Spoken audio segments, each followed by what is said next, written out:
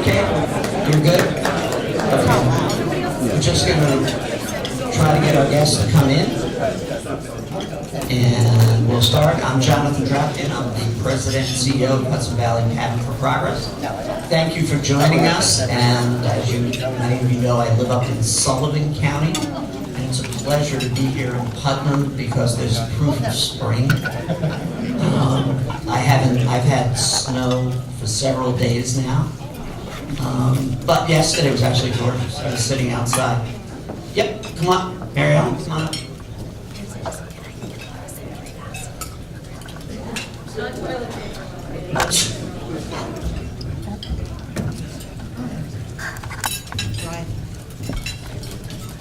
Welcome.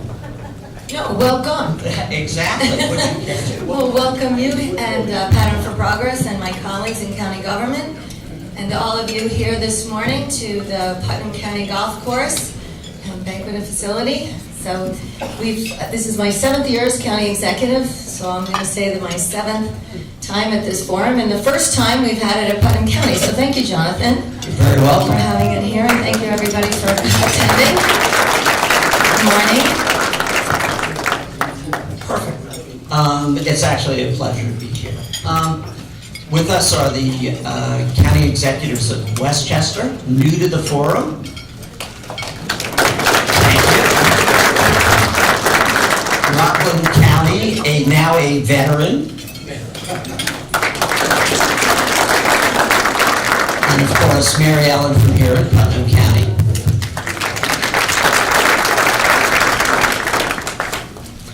All right. Let me just go over the format so everyone understands how we do this. I'll pose a question here. All three have an opportunity to answer if they wish to. Then I'll go to my staff in the audience to ask for a question. What we like you to do is there are index cards on tables. Just raise your hand if you have an index question. My staff will pick it up. And then we'll rotate between me and the staff to be able to ask questions. Elijah, where are you? Right here. Okay, Elijah, you're also taking it through Facebook and Twitter. And we'll have @HB Pattern is our Twitter handle. And on Facebook, just go to our Facebook, Hudson Valley Pattern for Progress. You can send us a Facebook message or leave a comment on our post if you don't want to write on the agenda. All right, thank you. Okay, so let's get going. We're going to start with opioids, an issue I think all of you have had to think about. As I mentioned when we did this event in the northern part of the region, rapidly what's occurring is all of the lawsuits are being consolidated by a federal court judge in Ohio. And it actually looks as if the train is leaving the station and he is pushing for a settlement as early as December. His opinion basically is that every day this doesn't get decided is another day that we're subject to either overdoses or deaths. If there is a settlement and there is some additional funds, where do you think it should be directed? That's a great kickoff. I think I'm looking at my team right here, our One Army on the War on Addiction in Putnam County that we started early in my administration to tackle this issue that affects so many of us here in Putnam County and across the nation. And it is good news about the Ohio court. And the judge did say no one should file a motion to dismiss. This case is going to settlement before we lose any more of our loved ones. So Putnam County, our lawsuit will be going after both the manufacturers and the distributors. And I made the pledge in our resolution when the Putnam County Legislature signed off on our engaging in the litigation that all the proceeds, unlike the tobacco settlement in the previous administration, this administration, all the proceeds will go back to the providers of care and education and awareness in this county. It's great, just great. Ed? Well, again, we're in this very similar situation, obviously, and I think the most important thing we need to understand is that this scourge hits everybody. There are no boundaries when it comes to opioid death. Bottom line, we've been very lucky in Rockland County. We have a very forward-thinking District Attorney, Tom Zugerby. who recognize innately that we cannot arrest ourselves out of this problem. There's so many facets to this, and I believe that any monies we have, and we've been pushing this since 2014, so we're not new to this game. Education, enforcement, and treatment. The reality is that we also have taken the lead in the area on getting out to the communities with Narcan training. All too often, Rockland County government would sit back, and government typically tends to be static, but I know my colleagues here are all doing the same thing. We're starting to bring services out. So instead of waiting for people to come in to get trained for Narcan, which is a lifesaver, we had 64 Narcan saves in Rockland County. We had 40 deaths. Picture what it would have been without the Narcan saves. So we bring that out to the communities, a variety of different constituency groups, the Haitian community, the Hasidic community, believe it or not, we bring it out there, a variety of different communities who get the Narcan training. Also, we have Drug Take Back Day. That's done in conjunction with the local pharmacies.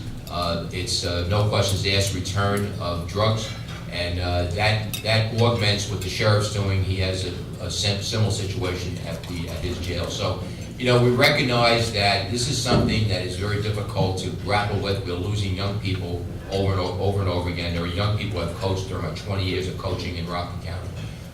There's a lot of joy in coaching, and what happens is you see young people grow up, and you're very proud of that. Sadly, you find that you lose a few, and it's very difficult to handle. So, again, the recognition's there. We could use to help with the financial piece, obviously. So any settlement funds that we do get, we believe that education and treatment will be the focal point of that funding. Terrific. George? Well, the size of Westchester County, almost 1 million people, we have some major cities like Yonkers, Mount Vernon, White Plains, and Rochelle, means that whatever we do, we're doing it in concert with the local governments and local police departments and the various other elements of county government. Our mental health department, our public health department, and our Department of Public Safety, our police department, are working in joint effort with those largest of our communities on the public education piece, and that's where we think a lot of this money is going to go to, and then a fair bit of it for the enforcement piece, because we have to work interdisciplinarily in order to break up these rings. We sit right next to the Bronx, and you know, the closer you get to the city, the more these issues affect us more directly. The one thing I would say about this is that we have parts of Westchester County that have had an opioid problem for 45 years. And unfortunately now that this has morphed out into every corner of our county and every corner of every county, it has the full force of attention. But truthfully, these kinds of problems have been years in the making. And now I think finally, if we do have some additional resources, some of the state legislation that's helpful, and what each of us do in our counties, whatever we can do cooperatively, will be our best response.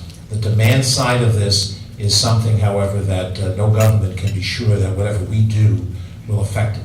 And I think that's where our mental health component comes in, to try to figure out how to get the right message out so that young people who, for whatever reason, boredom, frustration, self-esteem, I couldn't begin to tell you the reasons why. But as Ed said, as Mary Ellen has said, to make sure that we don't lose these young people, because it's a terrible loss in each of our communities. I lost my next door neighbor's son, kid who was on the other side of the hedge, plays basketball from when he was age 10, died at 18, just before Christmas time. Terrible, terrible thing. Elijah? Sure, and just a reminder, make sure you're writing questions down on index cards. Hold your hand up, we'll come get some. We do have a question that came in on Facebook, and the question says, taxes, obviously school taxes are the highest part of the tax bill, but what can you do as county leaders for the part of the tax bill that you do control to reduce our property taxes? So I think Well, so what we can do, and it's going to lead to this eventually for sure, shared services. There are things that we can do at any level of government to work with other levels of government, whether it be school district, towns, villages, in order to moderate costs. Much of this is going to be covered with the shared service initiative, things that we've been doing already. Our purchasing department in Rockland County has served as a model for the state of New York as it relates to assembling approaches to RFPs in order to minimize the cost, the vacuum cost. And that, you know, you look for commonality and purpose in any area of government or any entity and try to combine those efforts to save money. And we have been doing this, we'll continue to do it, and As it relates to the school district, absolutely 2/3 of our taxes are typically school taxes. It's frustrating as county leaders knowing full well the county piece of your tax bill ranges between 10 and 15%. And no matter all the work that you do in county government, trying to moderate costs, you realize that your neighbors are getting hit with a lot of other taxes you really have very little control over. So we just keep looking for those opportunities with other levels of government to save the people money. I think one of the biggest problems, we've all dealt with this, even though I'm new to this job, I served 13 years in the state legislature, chaired my county legislature before I went up to Albany, is restructuring the way services are provided in New York State. There are unfunded mandates. The biggest reason why we have the kind of county property taxes that we have in all of these counties. And, Westchester County pays $220 million to the state for our portion of the Medicaid expenses that are generated within our county. $220 million, if it were a direct line equation, is something like 35% of the total tax revenue that we raise. We raise in the vicinity of I'd say about $560 million in property taxes, all categories combined. And to put 220 of it toward the Medicaid costs when we're the only state in the nation that has this requirement is really the single biggest situation. Now, most people don't care about getting, a county government 101 seminar. They just want to know why their taxes are high. But that's the single biggest reason why their taxes are high. And this becomes a constant lobbying effort to the, not just to the state legislature, but to the statewide officials to make them understand that the single biggest reason why we have the property tax burden in the New York City suburbs is because the state has structured many of the services where county government has to pay for them. By the way, school districts too, municipal governments too, but for our immediate purposes, changing that equation would be the single biggest area for property tax relief at the county level. So Putnam County enjoys the designation as we have the lowest county portion tax bill in all of the 62 counties in New York State. We're at 9%, and we're very proud of that. And to County Executive Day's position on sharing services, we have engaged in sharing services, which is how we've been able to keep the county portion of your tax bill in Putnam County down under 10% at 9%, because we have consolidated services and we have MOUs, memorandums of agreement and understanding with many of our local municipalities. County Executive Latimer's point about the state is spot on. 70% of my dollars, our budget, goes right back up to New York State. I would call it shifting responsibilities back down to county government, which is the closest form of government to the people is county government. So it does make sense for us to run a lot of the programs that we do. And in Putnam County, we do so very well. We do it very efficiently. We're very proud of the services we deliver at the less than 10%, the 9%. And yes, the call has been not heard, completely disregarded over my 7 years as county executive about stop shifting the state's responsibilities down to us here on the local level. And we will continue, and as the president this year of the New York State Association of Counties, the opioid addiction, shared services, but the mandate, the shifting of mandates is always a conversation that we're willing and hopefully we drive that conversation. So let's stay with shared services, because in some ways that was a mandate from the state of New York. And George, unfunded mandate. I know, Ed, I'm very familiar with what you're doing. Inside baseball here, is there a conflict? I don't know if it's a conflict, but I'm well aware that the county executive has been taking this on aggressively for over a year now, and has been working to find that sweet spot where you can get the towns or the villages or the police departments to try to think about what they want to give up. Ed, you want to talk a little bit about what you think are the goals or objectives? Sure. Well, obviously, John knows a little bit about this. He's been helping us out a bit, him with his team for Patterns for Progress. Look, the reality is Rockland County government, like other county governments, have for a while been sharing services.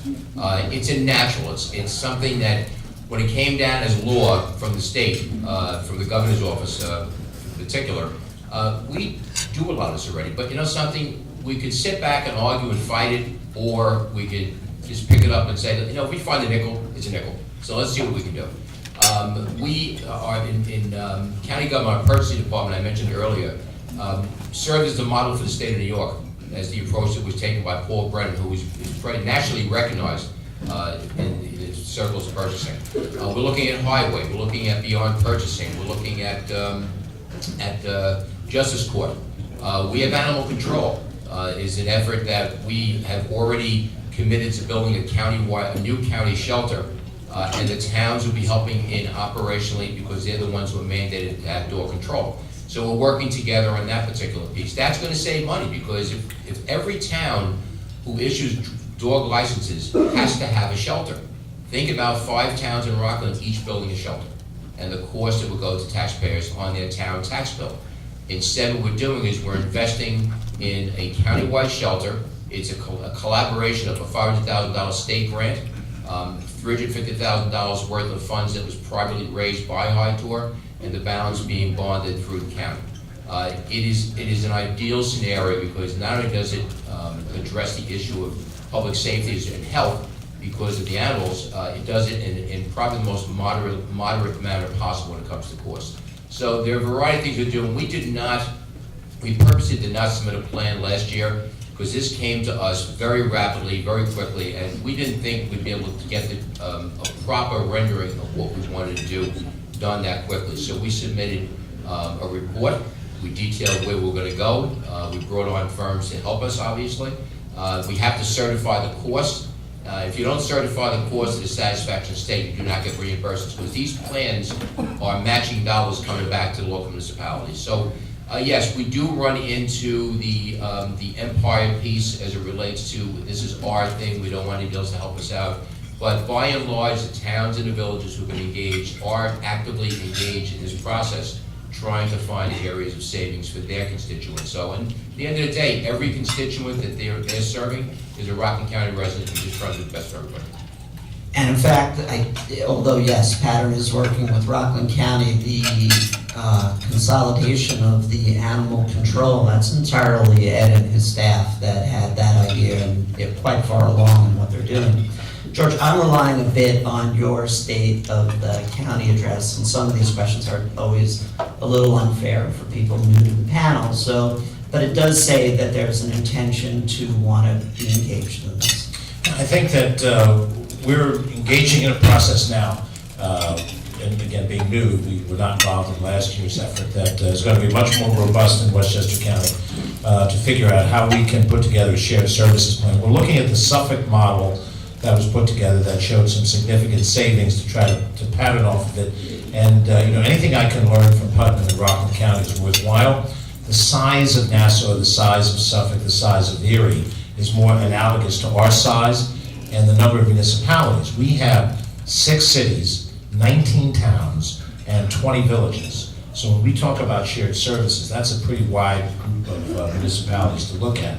Conceptually, what I'd like to get to, and I don't know if I can get to it just in this year with this plan, is to try to create, for lack of a better word, a menu in which we can cost out what it would be for a municipality to partner with the county on a particular service, how much it would cost, per capita, whatever it is, by population or whatever, to plug into a county delivery of that service rather than a local municipal delivery of that service. And then the local officials can determine whether or not there's a savings. The savings may manifest itself at the town, village, and city level rather than in the county budget. But if the net result is a savings to the taxpayer, then it doesn't really matter to me where you save it from. And it could be conceivably a regionalized service that winds up saving. Maybe a service that we devolve down to the locality. In the past, the county has divested itself of certain kinds of assets, county roads, sewer, pipes, and in some cases a park or two, where the local government felt it could manage it, and the demand for that facility was really a localized demand. It wasn't a regional, it wasn't a county-wide interest. But for example, we have the town of Cortland, the town village of Mount Kisco, and Ossining Town all have county police providing their primary police services. That won't work for Yonkers, and that won't work for Mount Vernon. But if we can provide a number, a correlation number, and then maybe villages, which are smaller in nature, decide this is a better way to go, then we work out the relationships. and that's a faster way to get to shared services. We do have some communities, when two communities are side by side, that have done certain things like that, and we can incentivize that. But it's not easy, and in communities that are side by side in our county, maybe true in other counties, they might share a common border, but they have completely different demographics. The level of affluence, the demographic is so different that community A and community B just see themselves on separate paths. And we're not in a position to override that time. So we're going to have to work with cooperation wherever cooperation is present. Makes sense. Mary Ellen, I think- an example? I'm sorry? And just an example Of what we've done? shared, yeah. Well, Putnam County, when I was on the legislature back in 2008, we had already started our own shared services panel with the Commission on Fiscal Vision and Accountability. And when the governor announced this new unfunded mandate on counties, we declined the opportunity last year, as County Executive Ed Day said, because we didn't feel we were given the appropriate amount of time to really do a very thoughtful, comprehensive plan. We did start talking about it, we did meet with the supervisors, but we thought we'd wait till this round. The Commission on Fiscal Vision that I started in 2008 has been revitalized by resolution of the legislature. They're sitting down with a firm to talk about the opportunities for shared services. As we're moving forward, they're looking at assessors' offices, the tax assessor office. One of the challenges with this whole concept is the immediate thought of shared services is an indicator of perhaps job loss. And that's the last thing that we want to see happen here in Putnam County. We don't want to see anyone losing their jobs over an initiative another one that came from Albany. So we want to be very thoughtful about it, and I know the legislature, the commission does as well. So we're talking about dog control, we're talking about assessors, back office functions. But we're talking about it in a sensitive way of maybe by attrition, moving forward, building a plan. Jeff Bezos from Amazon says, there's really no value in business about an idea. The value becomes in the execution. And so you've got to you collect the ideas and then you develop the plan.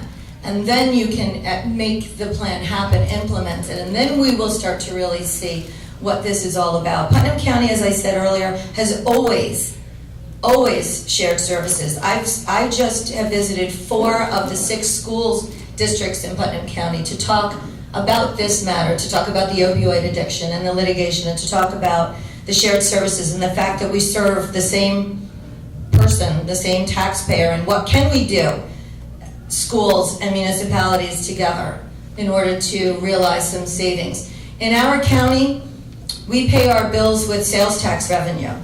So while we're talking about shared services and this mandate, we're really focused here in Putnam County on increasing our sales tax base. That's really going to help the taxpayer. We here, the boots on the ground folks, while we recognize Albany's, here, there, and everywhere approach to how we save money, we're talking about some really big projects in Putnam County that will lower the property taxes, not just for the county and the towns, but for the school districts themselves. Elijah, and also look for the index cards from my union friends over there and make certain that we work it in.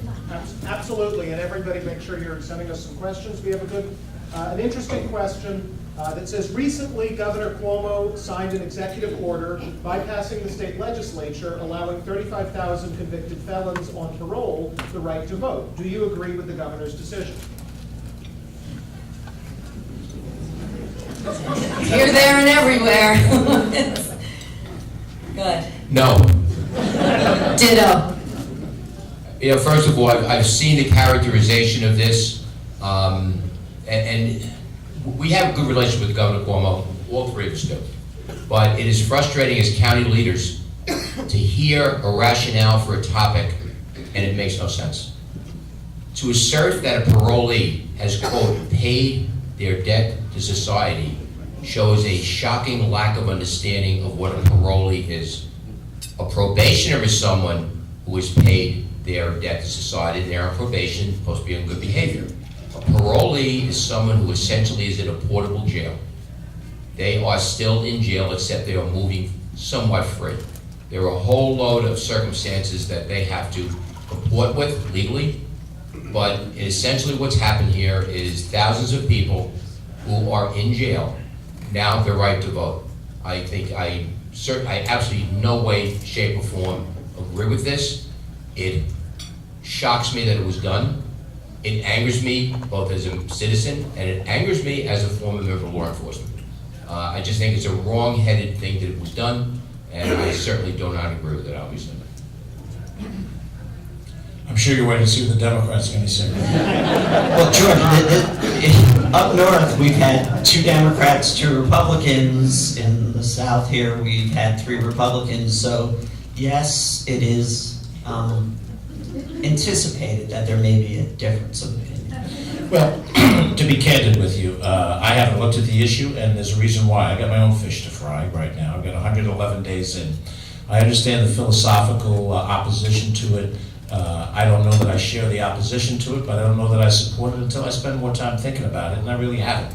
The bottom line for me is whether or not the person who is a parolee has or hasn't, as Ed pointed out, paid a debt to society sufficiently. And I'm going to let my friends in the state legislature opine on it, and if that isn't perhaps where somebody else is at it, that's fine. But we have a lot of issues that divide us, and we can work those issues or we can find common ground. I'm going to spend my time looking for the common ground issues. I'm somewhere between what Ed Day said and what Ed Day said. Now, out of respect for the victims and their families, it's, everyone, I believe in second chances, and I certainly funding drug treatment court and seeing the stories of people that have been jammed up, and we definitely see both sides of the argument here, but I have to err on the side of the victims and their families and support what County Executive Day said. No. George, I noticed in the state of the county there is a number of references to the Westchester County budget and wanting to look at it, and what is either motivating that? I mean, I know you're new, and when you come in, you always want to take a look at what the condition is now. Well, first of all, we have a $1.8 billion budget, so it's a significant sized budget. When last year was closed out, it appears that we ended last year with a $25 million deficit, which will have to be covered over. We haven't finished officially closed out the end of last year yet. We have an obligation to our largest public union, CSEA, which has about 2/3 of our workforce and has been without a contract for 7 years. So any settlement of that, however we handle it, is going to give us an additional obligation, a retro obligation that's really ferocious. Could be 20, 30, 40 million, depending on where we settle. It could be higher than that. And that's over and above the 25 million. Then in addition to that, as we enter into the new year, we closed contracts before I took office for Teamsters, correctional officers, and police officers, and the superior elements of 2 of those unions. And we estimate at this stage of the game there's at least $10 million that was not budgeted to handle that in the new budget. So I potentially walk into a budget situation of a $40, $50 million budget gap, which I have to close during the course of this year, and that will trigger a significant gap for the 2019 budget that I have to put together. Now, my county predecessor made a big point about not having raised the property tax levy for 7 years. It was raised over his veto in the last budget by 2%, but the responsibility to govern ensures that we have enough money to do the jobs that we're tasked to, that we have enough personnel to do it. So I don't know yet how we're going to close the budget gap. Where we haven't gone to the legislature asking for additional taxation authority. I don't think we'd get it if we wanted it, but we haven't asked for that. So we're going to have to figure out how to do this in a responsible way. There are some opportunities for additional revenue. We see 4 or 5 different things, and I'm not going to mention it because it's not finalized yet. But if we do finalize a contract to do something and it brings in $2, $3, $4, $5 billion based on any one of these number of things, that will help us. But this is a serious gap, and depending on the size of each government, the absolute number is proportionate. A smaller sized budget with a smaller sized gap could be just as devastating. But for us, we could be dealing with a $50 million gap this year, and having to close a $25 or more million gap for last year. So I have a feeling that I'm going to have a full head of gray hair by the time we get to Christmas time, and I hope that will be flattering. But the bottom line is that That is my challenge. I ran for the job, and I have it. Well, I'm a former county manager, and you see how much hair I have, so. All right, Ed, I know you and I had a discussion about the state of finances, and do you want to share a little bit of, yeah? Well, you can see what happened to me. I lost some here. We were, Rockland County had a $138 million deficit when I walked in the door. Our bonds were one step above junk. Couldn't get anybody to invest in this county. And just to make it a simple comparison, my colleague's budget is about 3 times the size. He's a $25 million deficit. We have 1/3 of that size budget with a deficit that was 5 times as high. We had to go on a very strict diet. The only thing we invested in was public safety and roads. Other than that, we didn't spend a damn thing. We had to really go on a crash diet. We were a step away from receivership in the state. It was something, there was no way I was gonna allow it to happen. So, long story short, we made the decisions we had to make to make county government reflect the reality of where we were. I use that word that every parent uses with regularity that actually works. It's one word, 2-letter word, it says no. I kept saying a lot. But in time, we were able to implement some things that started making the county stronger. It was critically important that besides going in a diet, we had to make some tough decisions. We had committed to selling our nursing home, which was costing us almost $1 million a month. And if we were not going to sell it, if the buyer didn't buy it, we were going to close it. And we closed it. It was a very difficult decision to make, but that's why we're here, to make difficult decisions. And despite all the things that were thrown at me about how I was throwing people out to the street, every patient was placed, 2/3 was placed within Rockland County. And something that people in government often don't understand, yes, there is work when there are jobs when there's more work. 2/3 of our employees got jobs locally because the workload increased in the local facilities. But it took time to do. Our payroll right now is about $1 million per pay period less than it was in 2015. That's $26 million. We are bringing revenue into Rockland County through a variety of sources. I believe strongly that we can no longer continue to raise taxes. We have to bring revenue in, and that's exactly what we're doing. We expect revenue approaches to the grants that are asked for. We are bringing money in through filming, the tourism industry. We're working with our various partners, such as the RBA, REDC, and others, to identify opportunities to bring funding into county government. We have to understand that, we cannot continue to raise taxes, and that's exactly what we're avoiding. We're staying with the cap. We were in a situation in Rockland County, our taxes were going double digit. It was 30, 18, 11% 3 years prior to my coming into office. The deficit was going from 54 to 80 to 96 to 124.5 to 138. So essentially we're taking more money in and more was going out the door. That's how bad it was. I'm happy to report now we are not in that situation. We're again identifying investments. People have a belief in our county again. Economic drivers are critically important. The SBA, the Small Business Administration, has increased their investment in small business by 400+%. It's $15 million that's coming into our county. And finally, the only way that you can get people to invest in something if it's attractive. And one of the keys that we had going out in the beginning of 2014, we had a very talented communications person, Scott Salato, who's from the private sector, and he's with BOCES right now. But he was able to celebrate publicly the good things we're doing in Rockland County, sort of changing the vision of what we were all about. With that came companies thinking of investing. My job as Chief Economic Development Officer of the county is to go out and be the ambassador for this county. I'm an old salesman. You find new customers and you make sure your current customers are happy. That's how you get it going. And right now we're seeing the results of that. We're seeing investment in Rockland County.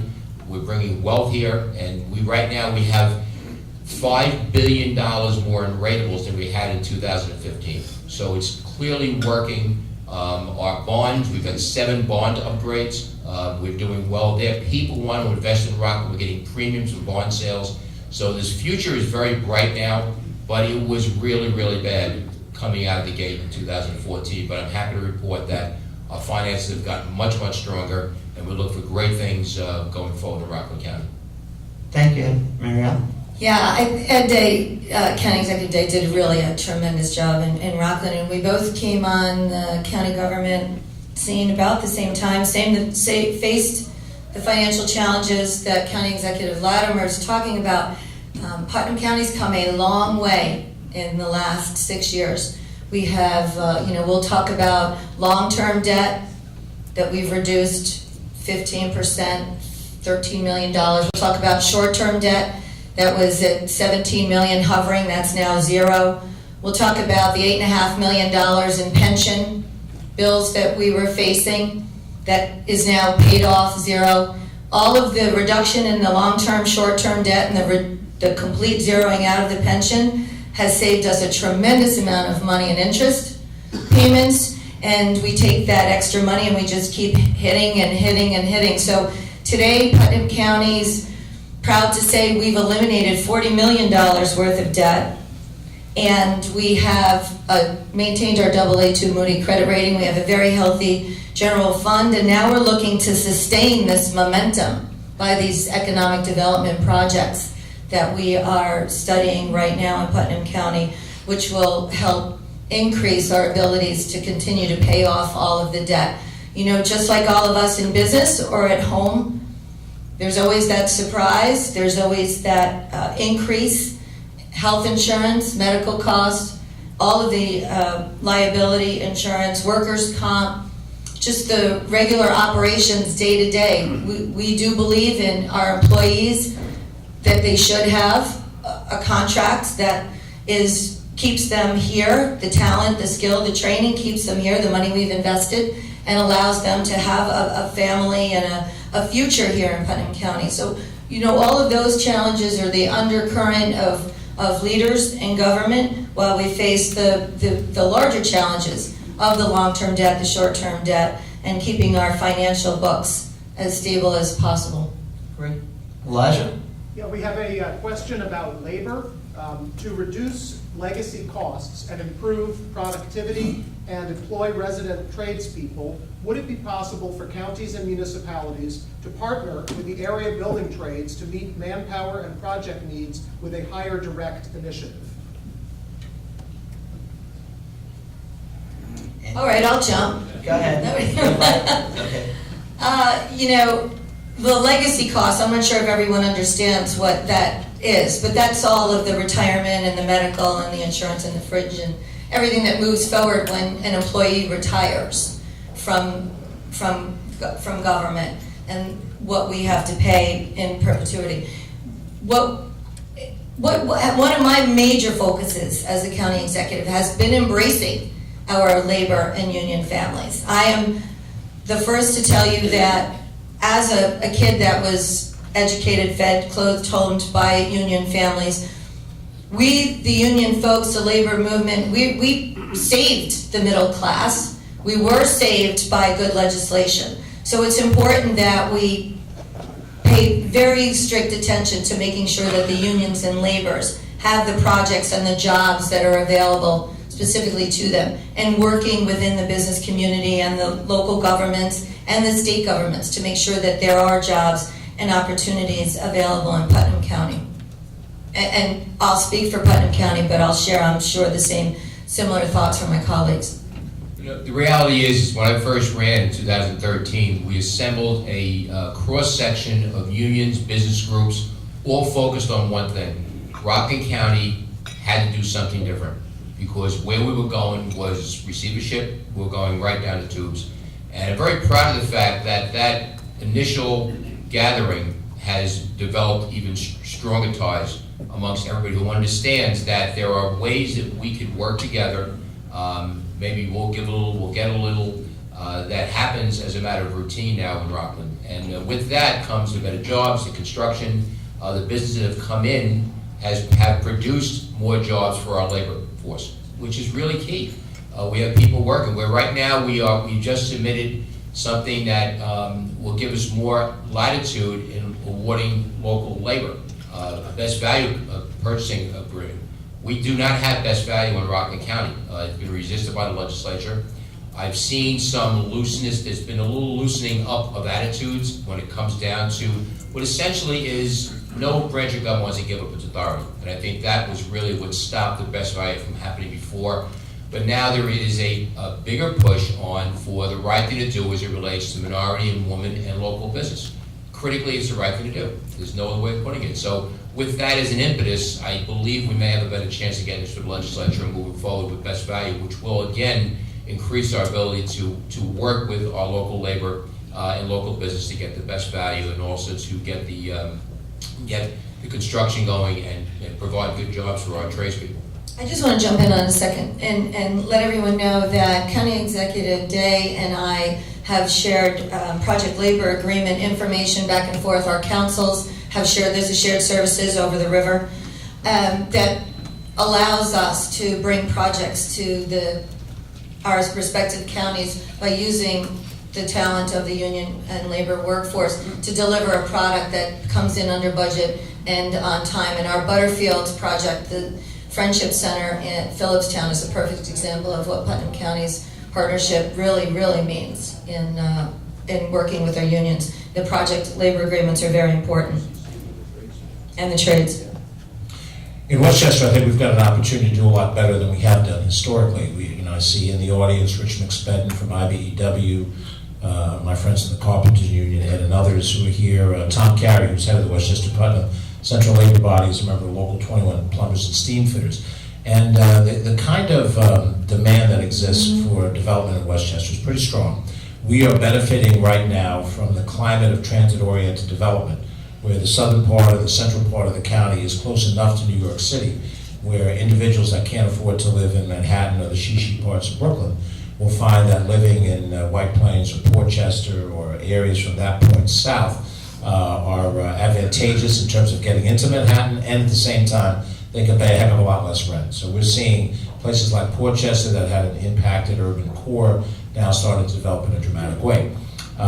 What's implicit in the question and specific about what we intend to do is to make sure that our building trades get a much greater share of that business and in a much more profound way. And that's tough. There's tough negotiations ahead of us between those who are developers and those who are involved in the labor union. But when we have a robust amount of business for our professional workers, then that's money that gets recycled back into the county, the people who live there and work there, rather than trucking groups in from a long distance, the Texas and Oklahoma guys that might be coming up to do the work in place of our local homegrown people.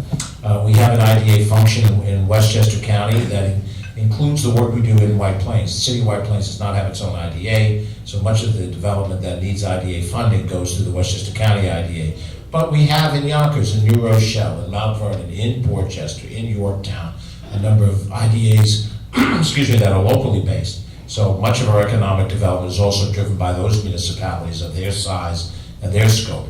I think when I see the opportunity that's there, the question is, can we get past the ideological arguments, and can we be practical about the way we structure certain developments? We have an extremely robust commercial office space market. It's by no means fully filled, but that 287 corridor, the Platinum Mile as it's been called, has been home to some major U.S. corporations. Right now, our county is still home to PepsiCo, MasterCard, Regeneron, IBM, Dannon, Heineken. Some major brand names have made Westchester County their headquarter homes. And the comparison financially is a comparison between being based in Manhattan versus being based in Westchester. We know that we're more expensive than being in Ulster County, but we're cheaper than being in Manhattan, and we have the benefit of the proximity of the mass transit and so forth. So we have to make sure that as we approve different projects going forward, as the questioner asks, that we make sure that local homegrown workers benefit from that part of the process. And that will be in terms of our IDA policy and also where we target our capital program to do infrastructure improvements. We have a $1.5 billion backlog in county projects that did not move through the county previously because in quest of trying to spend the least amount of money possible, we stripped our Department of Public Works down to a small number. So those are the challenges we face as we go forward. Thanks, George. As you bring up infrastructure, Mary Ellen and I were talking about one of my favorite projects here in Putnam that she initiated, How Are We Doing with Danbury, which is really this incredible example of crossing state lines to improve economic development here in your own county. Yeah, it's a very exciting project. It definitely is something that's not been seen before. We, our motto is a line on the map. It's just a line on the map, and that we should really look at ourselves as regional, helping each other out. So it's a perfect shared service example. Mayor Boughton, Megan Taylor, myself, then Deputy County Executive Bruce Walker had a conversation about 3 years ago about the, more than that, about the ability to share capacity, excess capacity that Danbury had. Interesting, quick, the city of Danbury built a 5-municipality sewer plant. And if you're familiar with the area, if you're driving out to the Danbury Mall, if you look to the right, you'll see a big expanse of townhomes and condominiums, and it'll say, you're home, you'd be home right now, or if if you lived here, you'd be home right now. So, tremendous build out, and they never reached their capacity for this 5-town plan. So the rates are really high. So it makes perfect business sense for Mayor Boughton to want to engage in this partnership, this contract of sale, for those gallons here that we could use on that corridor going from Southeast Brewster all the way to Danbury. It's about a 3.5-mile stretch. The parcels of property are already zoned commercial. There's really no reason why this project isn't a home run. So we allocated money, again with the support of the legislature, to do a facility feasibility study. We're in round 3, basically, of the study. We've come to an agreement on the capacity. We have $1.2 million earmarked from the consolidated funding application process. Jill Baricchio, thank you, and Megan, thank you for that. So right now, it's a very common sense project that will revitalize that whole corridor, keep all the money in Putnam County that everybody's carrying in their pocketbook and their wallet as they're heading over to the Danbury Mall, is the hope and intention. A hotel or two, some businesses, larger businesses, again, trying to sustain the quality of life, the economics here in Putnam County, and also, reducing, we talked about the school taxes being our largest burden, helping reduce the school taxes of one of our largest school districts. But even more than that, and it keeps going, it's about bringing jobs to Putnam County. It's about getting more project labor agreements in place. It's about getting jobs and workers here working on some of the larger projects in Putnam County that we've been either, they've stopped at our border or they've hopped over our border. And Putnam County's ready for this now. Maybe 20, 30 years ago, 40 years ago, we weren't ready for the Danbury Mall. But we are ready now. I think the downturn in economics in 2008 has been an indicator that Putnam County and the watershed agreement and the fact that we have 2 rail lines in our county, we have 2 interstates in our county, we're really positioned quite brilliantly, I think, for some really good, smart economic projects. And this project will define where we go. Whether we take that leap and we get this project up and running, which I am 100% confident that this is a good project for the region. I've always thought it was one of the more innovative ways to look at economic development within your county, by being able to say, for the infrastructure we need, we can actually go not just to another county, but we're going to go to another state. And I wish you luck. I hope it happens. Yeah, and it also has there's an environmental piece to this as well. Because a lot of those parcels there already have septics. And I want to, diffuse some of this conversation that's been out there, the negative conversation about this is a deal for the big business developers, the big parcel owners. Quite the opposite. This is an opportunity for the smaller parcels, the 6-7 acre parcels, to develop a larger building envelope on their parcel, so that they have an advantage, a level playing field. We are a Main Street economy in Putnam, and we need to make sure that those 6 and 7 acres have a really fair shot at developing their property to its maximum potential. The 40-acre parcels, they already have a septic system designed in place. This is for the smaller developments, again, reflective of who we are in Putnam County, which is a Main Street-driven economy. Ed, you have a number of infrastructure projects going on in Rockland. You want to highlight one or two? Yeah, I'm sorry, I had the microphone, right? Right now, Orangeburg, a lot of it's roadway. Orangeburg Road, that's one infrastructure project we're doing. We're finally able to invest back into infrastructure now because of our fiscal condition being what it was, we could not do it. But we essentially didn't borrow money for a while. And now the opportunity is there with our bond upgrades, with the low interest rates to reinvest back in. What Rockland County is doing now, in addition to the roadways, is we are moving a significant part of county government to the Pomona complex. It's already there. It's something that was where the Summit Park Nursing Home was at one time. And the ideas that we came up with came from our department heads and elected officials. And this is really where it's critically important. Well, with that also comes an expectation that there's an understanding by department heads that there are some things that we have to think of.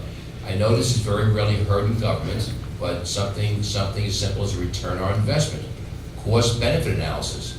The highway garage is one of the major infrastructure improvements that we make out. We bring Chestnut Ridge. It's a property that was bought many years ago for $1 from the state of New York. This was a good unfunded mandate. $1. And with the first plans that came in, I looked at it and said, it's too big, too much.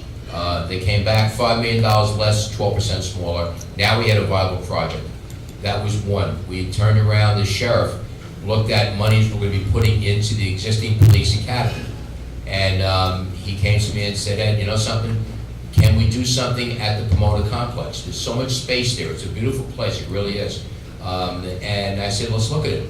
It's better than throwing good money after bad. He came in with a plan that made sense. The district attorney had some thoughts as to what he wished to do with his personnel and where he wanted to have it. The other piece now with the academy, another thing, medical examiner. We knew that we were going to need a new ME's lab. There's no question about it. And now we're looking at doing the medical examiner's laboratory there with something called virtual autopsies. That will minimize greatly the needs of autopsy of your loved ones after they pass. It's something also my colleagues next door and surrounding may wish to engage in. If they don't have that technology, it's a revenue driver. We train people at the police academy. That's a revenue driver. By having the academy of Pomona, we are bringing in, by definition, security. We're having police officers there on a regular basis, so you have a safer campus. So there's a number of things that we're doing and investing in right now, and it's a confluence of the bond upgrades, the lower interest rates, the viability of the ideas are making sense, and the legislature's just approved the entirety of it all. Bear in mind, the highway garage was first raised as an idea and proposed, I think, around 2003. It never got past the legislature, and the battling back and forth between the former administration and the legislature was unbelievable. This time it went through because I believe it because it makes sense. And again, almost every part of this is bringing revenue to county government. Again, the more revenue we bring in, the less we need for increased operating costs. Mary Ellen mentioned earlier the various costs that increase for us. The healthcare costs right now are projected to go up 7%. 7%, that amount would almost occupy the entirety of a 2% cap. Those are staggering numbers. You know, we need belt tightening at all levels right now. We here in county governments are doing that, but we need the entirety of the state to do that, to help us, because passing costs along or reducing reimbursements is not a good recipe for your local tax dollars. Yes, so on infrastructure in Westchester, we've got, I mentioned, a $1.5 billion backlog of projects, and they run the gamut. Roadways certainly a part of it. We have 7 sewer treatment plants across Westchester County, and a number of them need upgrades, and it's a requirement if we want to keep a clean Hudson River, which all of us benefit from. And we have 3 of our sewer treatment plants, including our largest one in Yonkers, that have effluent that go into the Hudson. We have 4 on the Long Island Sound Shore side, and that's a harder body of water to keep clean compared to a river. And so we have some major upgrades that are underway and will continue. We have to satisfy both state and federal mandates to do that. In terms of across-the-border project that's important to us, our southern border with the Bronx, the MTA has identified a west side access project that would open up 4 stations in the Bronx, south of Westchester County, and connect our New Haven line commuters into Penn Station. And that would complement the fact that the 3 major lines, which Mary Ellen and her county and our county share, or 2 of the counties that 2 of the lines that share goes into Grand Central on the east side. This would allow certain residents of Westchester to access the west side of town, and people make decisions on where they're going to buy a home based on where their offices are if they're in Manhattan and how close they are to commuting. You can save yourself a half an hour to 45-minute commute if you're going to the Penn Station and your offices are on the west side of town. So that project, which is an MTA project, it's a number of years away, but that's a very important project for us with the Bronx. And it's also important because there's a reverse commute aspect that we benefit from now. We see reverse commuting coming up the Harlem line into White Plains from the city and intermediate stops, and we know that when they open up the East Bronx, we will get reverse commute benefit into New Rochelle and into Mamaroneck and Portchester. So all of those things fit together and become an important part of our infrastructure as well. Congratulations on bringing Joan McDonald into your staff. You know, she was a former state commissioner, and she, you know, I've sat with her many times. She should be awesome in terms of trying to organize a really big county. I want to thank Putnam County, because not only do we have our Director of Operations, Joan McDonald, who lives in Putnam, but in our intergovernmental department, Susan Spear, who was previously with Senator Gillibrand, is a Putnam County resident. She's with us too. And Tom Kleiner, who heads up the Workforce Development Board, is a Rockland County resident. So I'm not afraid to steal really good people from other places. If they're willing to come into Westchester, I'm used to it. we're willing to have them. Wait a second, that could be my opening for finding out. Did I really read that when someone asked you, did you fill a position, your response was, just like you two in Bonham, I still haven't found what I'm looking for? Exactly right. I am stuck in the 80s with my musical tastes. I make no apology for being 65. I don't think I've caught many contemporary songs from about 1993 on. But the ones that I know and like, I like them. And, I will tell you, in staffing up the new administration, and both Ed and Mary Ellen have had this experience, so it's nothing unusual, but you have to try to find the right marriage of the person, the job, and the pay level for that individual. We have in John Noner, our new county attorney, a person who has public policy experience, but he was a partner in a major New York City law firm. He took a huge pay cut to come to be our county attorney.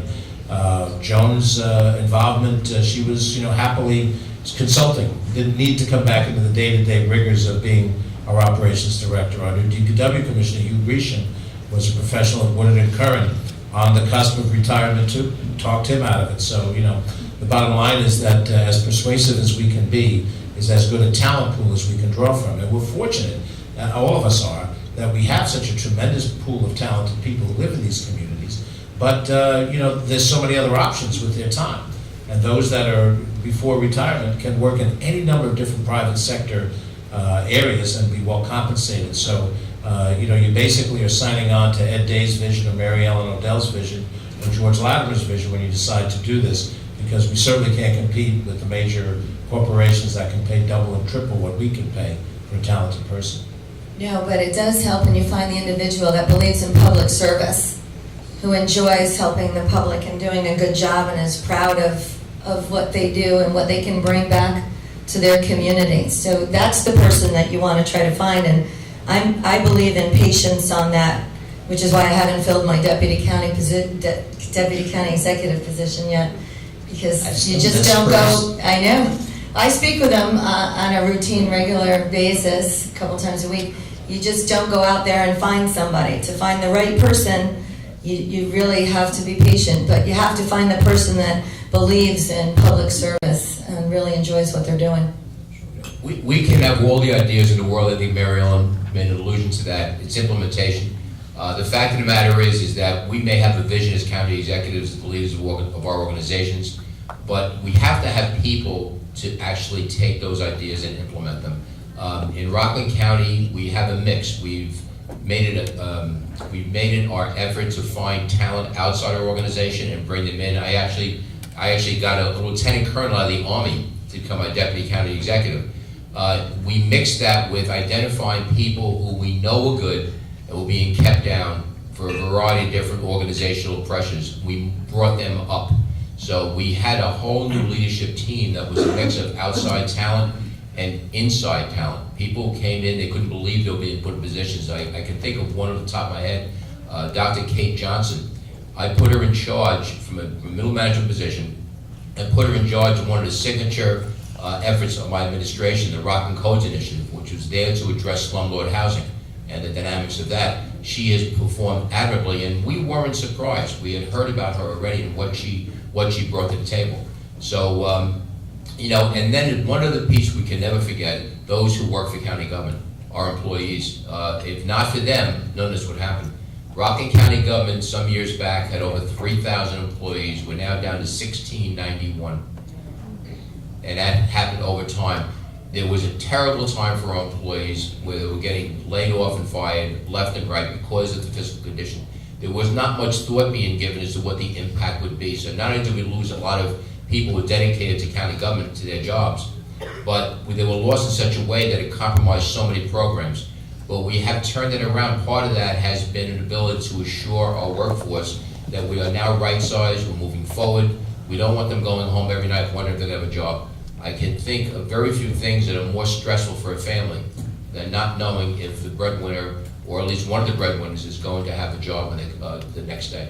So we've been able to provide that sense of comfort, and we did it by redesigning county government. We did it by changing the trajectory of how we did things. Everything was up for questioning, and we moved forward in a methodical manner that showed that actually was a response to what the needs of the people of Rockland County was. So we're doing much better in that regard, but again, without the leaders in the organization, supported by the workers, our employees who actually go out and get the job done, we would no way be able to accomplish the things we've accomplished. Elijah, I'm going to actually follow up on that on workforce, because when we did this event with 4 northern leaders, I asked, now that the region's unemployment was nearing 4%, and which is considered to be full employment, outside of county government, do you feel that you have the workforce in your county to meet the current demands of the jobs or attracting businesses? And I was actually quite surprised by the willingness of all 4 of them to say they do not. And there are many ramifications and different variations to this. Some of it is the retirement of the baby boomers. Some of it is skills gap, where you just don't have the right match from some of the jobs that are being created. Are you feeling that, Mariana? I think the country's feeling it. The Wall Street Journal this week just did an article on the struggle it is to find teenagers to do some of the jobs that teenagers would historically, traditionally be employed with. And I think you answered your own question. There's a skill training gap. We work hard. The Workforce Investment Board is working hard on training. Putnam County, we have the BOCES Educational Institute now at Tilly Foster, where we're training the kids in culinary arts on our Tilly Foster campus to help them enter the workforce. We're looking to expand those programs and our partnership with BOCES for more of the kids who are less inclined academically but more inclined technology-wise. We have the apprenticeship project labor agreement that we're hoping to engage to help move along apprenticeships for full careers. So it's a challenge that not only here in the Hudson Valley we see, but we're seeing it on a national level as well. Technology has changed a lot of employment opportunities, and it's up to individuals and local governments and businesses to keep up with the technology so that those jobs, as they are introduced to a region, that you have people that are trained and qualified to do those jobs. Sure. Ed? Rockland? In Rockland, one thing we wanted to bring up, because all 3 of us were represented at Rockland Community College for the 19th annual trades training. This is something that's handled by the construction trades unions, and for 19 years now they have brought young people from a variety of different schools in Rockland County to learn about the trades, and that the trades are an alternative to going full educational college. That there are good jobs out there. There are jobs that will pay well, that you for the American dream. So to have the trades and the unions involved with that effort, I think is great, because it gives young people, many who are not going to have the opportunities that some other people are going to have, it gives them a chance to do well and to have the life that we all look to have. You know, have a family, have a house, live well. You know, not worry about check to check. We also have the challenge within our own organization. In government, often people get promoted and they have no idea what to do. They've never had any management courses. We are partnered with RCC to ensure that our managers here have the ability to learn and excel in their jobs. We have ongoing training programs. One of the things we recognized coming in very early was that a significant part of our workforce, especially our leadership, are going to retire, or could retire in 5 years. So we've been actively engaged in ensuring that every department had backup plans in place, training in place for somebody to follow up after something should happen. Should you be out of work for a month? What happens? And we in every cabinet meeting, we bring this up to make sure that there's an understanding that we need to be prepared like any other organization, that if something happens, what now? That you can't have that thought come to you after it happens. You have to know going in, who is going to run the show if you're out for a month. And we continually remind people of this. We have expectations of our managers that they engage in this. Everybody thinks they're indispensable, and we all know that's not true. But the key is to get it across to your managers that you have to have a plan in place. So if you're not there for whatever reason, somebody else is to pick it up and run with it, and there can be no holes in that effort. And with that, you have a much more efficient organization. Succession plan's very important. Yeah, George, you know, Westchester is such a different animal. Yeah, we're a different cat, and you know, with no disrespect to our 4 northern compatriots, I would answer the question to say that in general, Westchester, because of its highly educated residential population, has expertise in a host of different areas, and that really fuels our private sector entities. It's one of our selling points. I mean, we have proximity to the city, which is the fortunate location that we have, but we also have a tremendous amount of people who either have lived there, been educated there, or moved into there, that give us a workforce that is particularly exceptional. However, we have a bifurcated reality as well, because we have arguably, you know, comparable to certain cities, you know, you have it in Kingston and Newburgh and Poughkeepsie, but we have it to a greater extent, an urban reality in Westchester as well, where there are a lot of folks who are poor and who are poorly educated, and for which that is our challenge, to make sure that not just the general demographic that puts Westchester, you know, high up, if not at the top of the list in terms of education and skills, but there's a significant portion of our workforce that isn't at that point.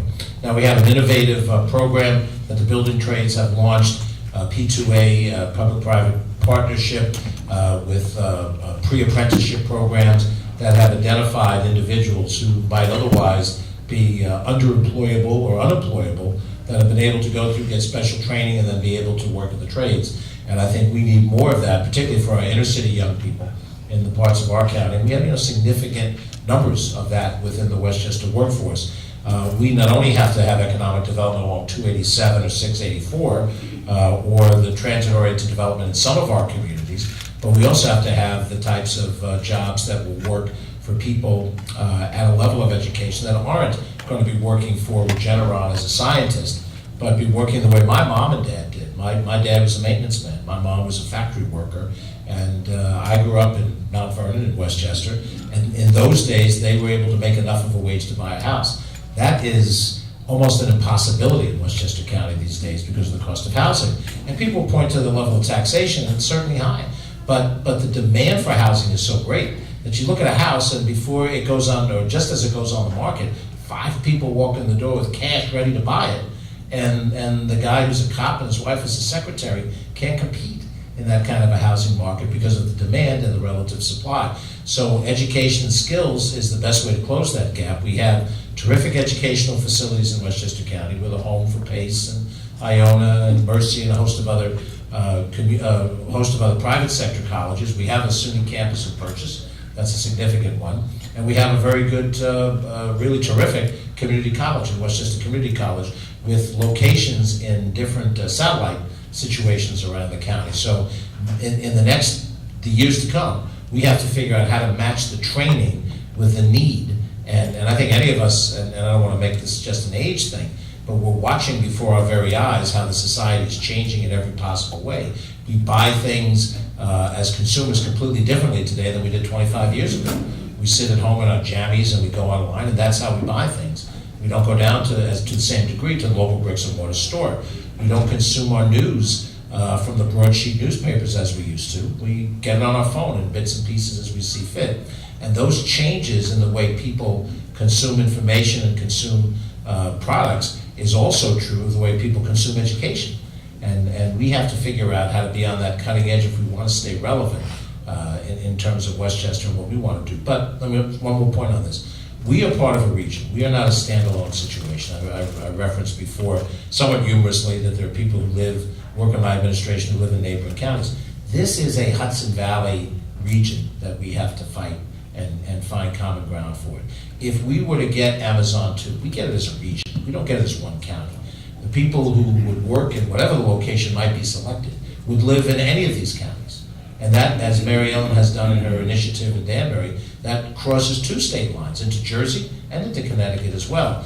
And if we think that we can build up the castle walls and pull up the drawbridge and put more alligators in the moat, that's not going to work for the next 20 years, 30 years, 40 years. We're going to have to figure out how to cooperate, dare I say, not only across dotted lines, across ideological lines. Those of us who are Democrats and those of us who are Republicans don't have the luxury of working those partisan divisions if we're going to have economic growth. We're going to have to not find what divides us, but what unites us, and find ways to commonly work toward those things. And if we do that, we'll be light years ahead of other regions. I couldn't agree with you more. I think the workforce issue has got to be looked at as a regional issue. We know that every morning people, Mary Ellen, you know how many people get up in the morning in Putnam and go to a job outside of Putnam, but they enjoy living in Putnam. But in order to make workforce work for the residents of the Hudson Valley, I think that is an issue that has to transcend the county lines. Elijah? Sure, so tying in a little bit to jobs and workforce, we have a question. I'll read the question, and I think we might want to rework it a little bit. But the question says, is Westchester the first county to take the step of prohibiting employers from asking job applicants about salary history? So we might, Mr. I'll go first to answer. Yes, Westchester, I don't know if we're the first. Someone else will have to opine whether somebody else has done it before us. But we passed a local law which says that salary history is prohibited from being asked in an employment setting, private sector as well as public sector. And here's the reason why. We have a gap in wages between what women make and what men make in this country. We have a gap between young employees and established employees in terms of their hiring circumstances. And what happens in the practical real world, and I've done this in the private sector as well as in the public sector. I spent 20 years working for subsidiaries of companies like Nestle and ITT, so I don't approach this from some social scientist position. If you have a job that you have a target range of $75,000 to $85,000, and you have a woman who has re-entered the workforce, having raised children, now she's back in the workforce, and you ask her salary history, her most recent history might have been some part-time employment, you offer her the job at 55 because you figure that's more than what she was making before. And what happens is you perpetuate that gap in income. Now that doesn't mean that you can't make an offer at a particular price, and the employee may decide to take it at that or counter offer in the normal give and take. But we're trying to do what was asked in a prior question about organized labor, which is make sure that people are compensated for the proper skills they bring into the marketplace. So we passed that law, and we passed it unanimously, bipartisanly, and signed it into law. So we've taken that step.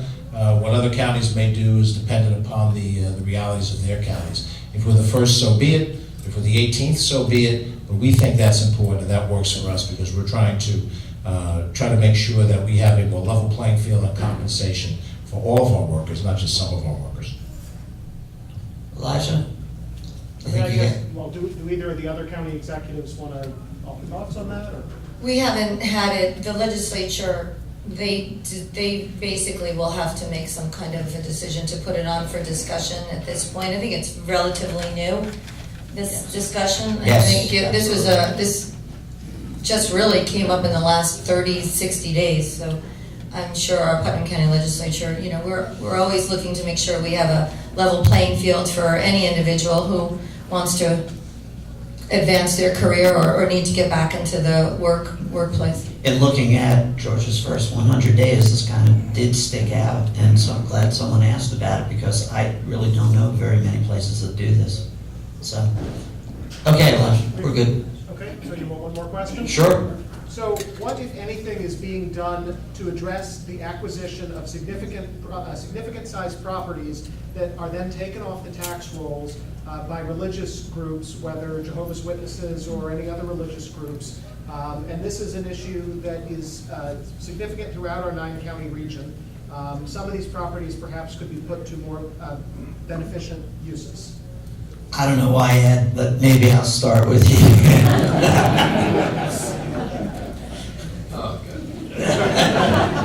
So what's the target question?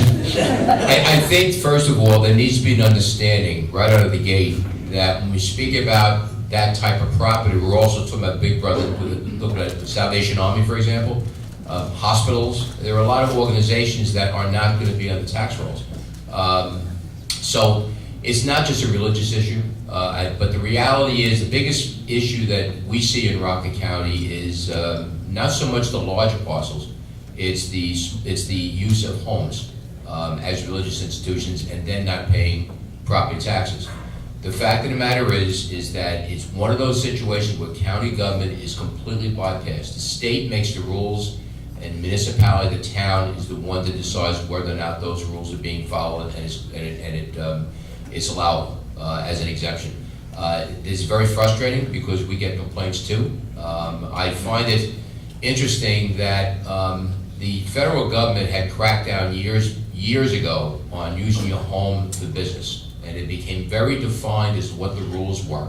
I would like to think that the same look-see is being done in these particular cases, but it really is up to the towns by law to assess the fact whether or not there is a legitimate exemption being done on that particular parcel.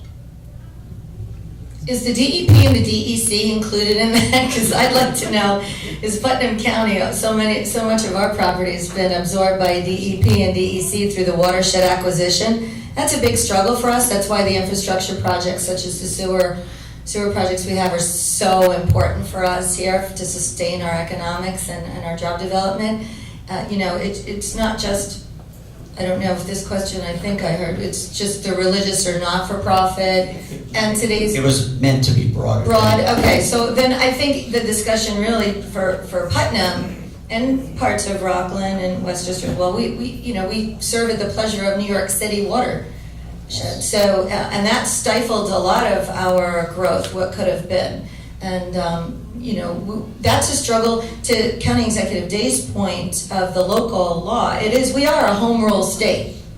So it always is the decision of the local municipality on, zoning and planning and all of the local laws that are in effect. But I can just tell you our county has been tremendously impacted by the DEP, DEC acquisitions over time. But I will end on this note. We do have a wonderful relationship, our administration, with the DEP. Clearly this facility here, this golf course, this banquet facility shows you the importance of a partnership and finding common ground when it comes to an entity coming in and taking property off a tax roll or assuming property that should be maybe used better for public benefit. Tilly Foster Farm is another example of an acquisition, watershed acquisition, to preserve open space so that the development in New York City water is protected. But we have been able to find a common ground and find value of those properties that meets their standards and their requirements and still be a 100% public benefit for the folks in the Hudson Valley, being a gateway destination that we are so proud of here and at Tilly Foster. Sure. And we haven't had much experience from the question standpoint of that type of acquisition. It may be because of our relative density. It may be because this is maybe one of the issues where you have very high cost of land that makes it less attractive to do some of these things in Westchester. So we don't really have a significant experience with what the questioner was concerned about. All right, we have just 5 minutes left, and since there isn't an opening statement, I want to give each of you an opportunity. Was there an issue or something that we missed or that you'd like to talk about? You know, and maybe unfairly and fairly, George, you're new, but you've laid out your whole state of the county ever plan. Is there something that, you know, you want to highlight or something that you want to talk about?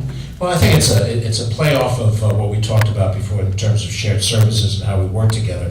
Some of our municipal officials are in the room. I see Mayor of Ossining Village is with us. The former corporation counsel for the city of Yonkers is here, and one of my former predecessors as chair of the board of legislators, and I think I see a town supervisor in the back. But we have to figure out in Westchester County how to work cooperatively between the county government and all of our many municipal governments. This mindset where we are a corporate entity with certain responsibilities and they are separate corporate entities with their responsibilities is not going to get us where we need to go. The individual who lives in these communities doesn't really understand and care a whole heck of a lot. And in fact, some of this stuff seems like it's created by the Marquis de Sade. I live in the city of Rye, which is different from the town of Rye, which is different from the village of Rye Brook, which is different from the Rye next section of Mamaroneck Village, which is part of the town of Mamaroneck, and the village of Larchmont is part of the town of Mamaroneck, and the zip code is Larchmont, 10538. And if you came from Fairfax County, where my wife and I lived at one point in our lives, where you have a countywide school district and you know, a different mindset of the way government is structured, this seems like bizarre duplication and overlapping. It may not exactly be duplication, because the dotted line that divides community A from B may be the point at which garbage is collected, and on the other side of that dotted line. So it's not just about money. It's about the willingness for us to work together to solve problems. You opened with the opioid crisis. There is no dotted line to the opioid crisis. It happens everywhere, all the time. If we can't figure out somehow this, let's be candid, this sort of poisonous political environment where you get on the radio, or you get on TV, and you can pick what your ideology is and listen to just that news, and you can hear the attacks back and forth all the time. Every political campaign becomes a demolition derby. I've been through 19 of them, so I know. The reality of it is we are not going to move this region forward. We're not going to move this country forward.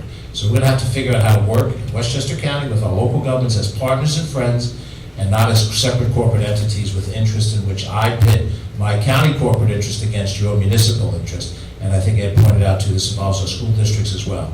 If we do that successfully, we'll have a good run of it. If we fail to do it, then we'll fail in what I consider to be the most significant challenge of our day, which is to rationalize how we deliver services in a way that people understand it and they appreciate it. Thank you. Ed? Yeah, I think it's a couple of takeaways I'd like to offer here. And it's ironic that I have Mary Ellen, who serves as the president of the New York State Association of Counties, and my colleague across the river, who happens to be a Democrat, and I happen to be a Republican. And there's a rationale as to why I bring this up. When we go to Albany and we deal with the issues that are part of the state budget and the impact upon our counties and the impact upon the people of our counties, I never see an R to D as part of the conversation. It just doesn't happen. We go there, we meet our other county executives, we have new ones come in, others leave. Nobody really cares what party we're from. We just see the numbers, see what's going on, work with the executive branch, legislative branch, which George obviously is well aware of that as a former state senator.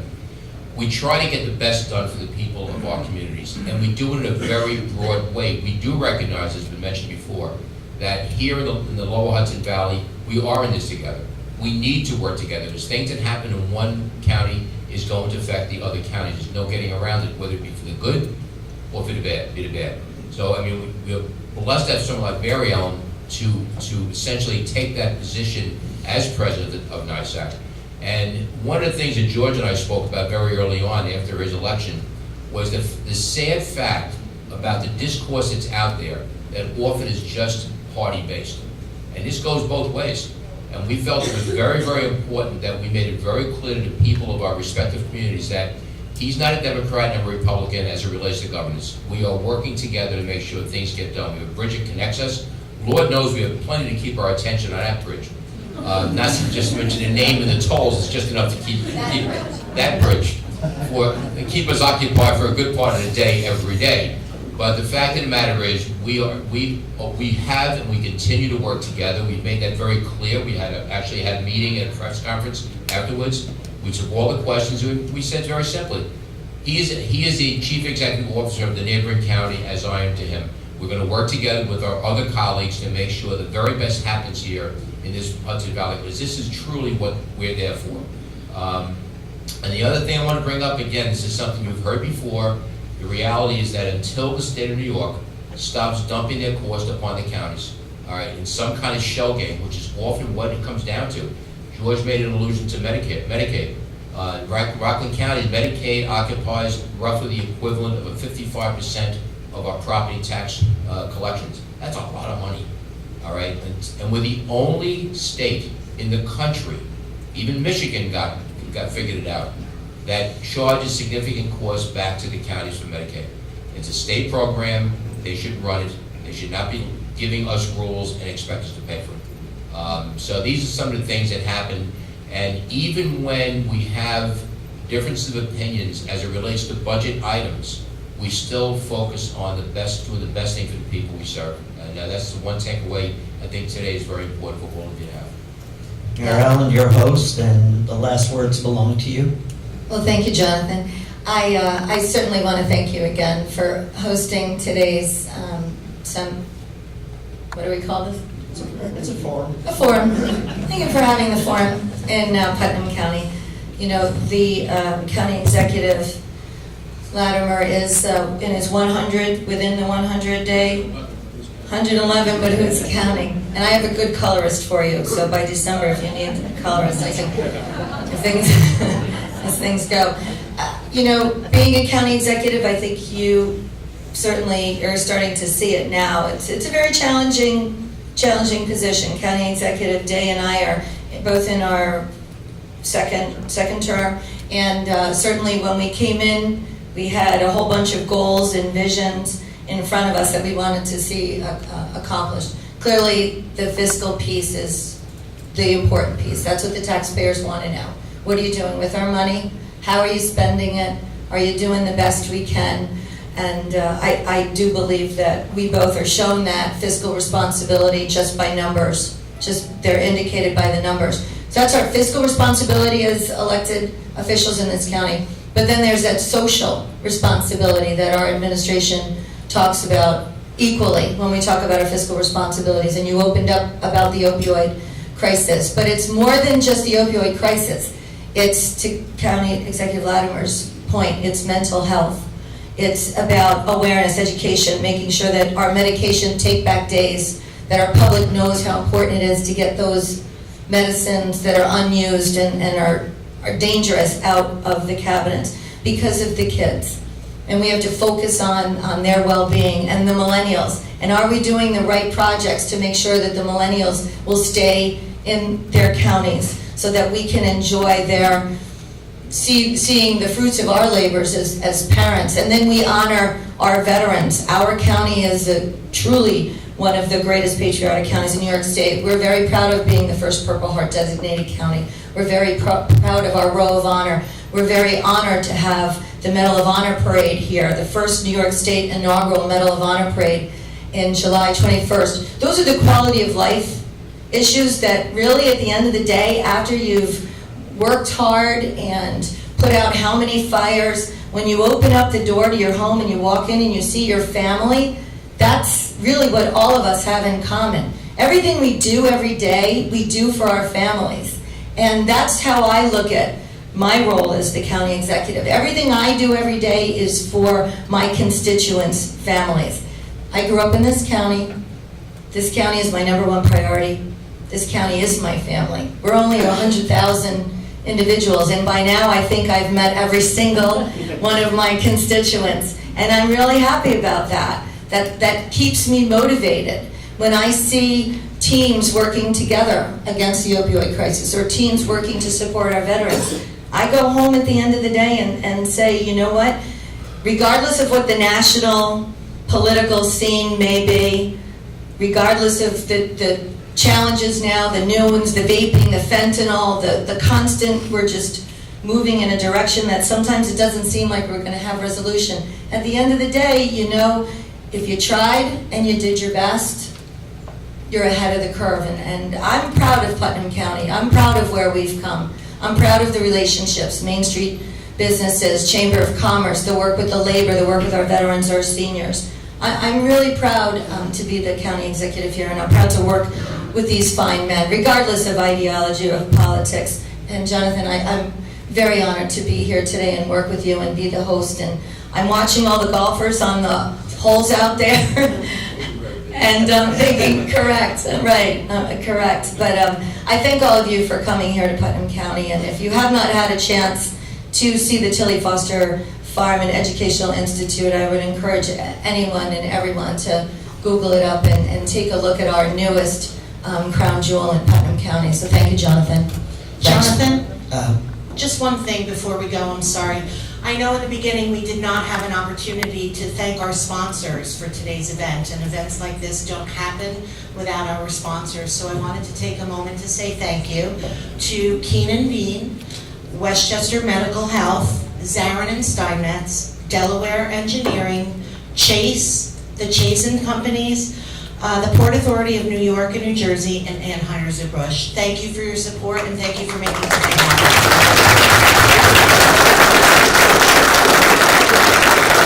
Thank you very much, and thank you to all three county executives. Hopefully you can spend a little part of today outside. It means a lot to me, coming from Sullivan County, that it's 60 degrees down here. I may just stay here for the rest of the day.